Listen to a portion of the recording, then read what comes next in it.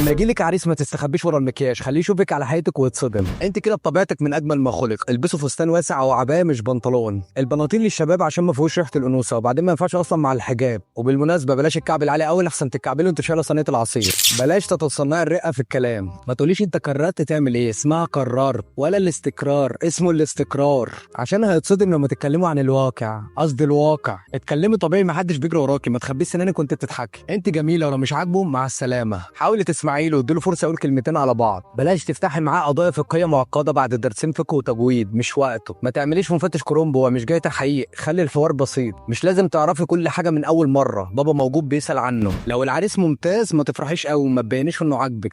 ما ترفضوهوش لمجرد انه بسيط، ما تتغريش وتتكلمي من طراطيف مناخيرك. بلاش تتعاركي مع اخوكي قدامه، استني لما يمشي واعجنيه مع اختك التانيه. ولو لقيتيه لابس حظاظه وسابق شعره زي رامز جلال، قومي اغسلي مواعينه وروحي نامي. اسمه عباس او حنفي او من عيله ابو سحلول، ما ترفضوهوش عشان الاسم، ممكن يكون احسن من اللي بتحلمي بيه. ما ترفضيش شاب عشان اصلع تخين اسمر صباع رجله الصغير معوج. انت مش جاي تشتري تحفه، ده بني ادم ممكن يكون في القبول، ممكن يكون هو اللي يساعدك.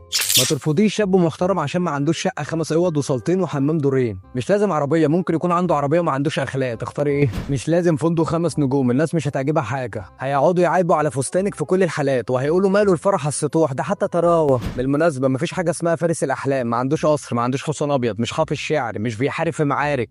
خليكي واقعيه واختاري بعقلك قبل قلبك. لو كملت الفيديو للاخر اعملي اعجاب ومتابعه.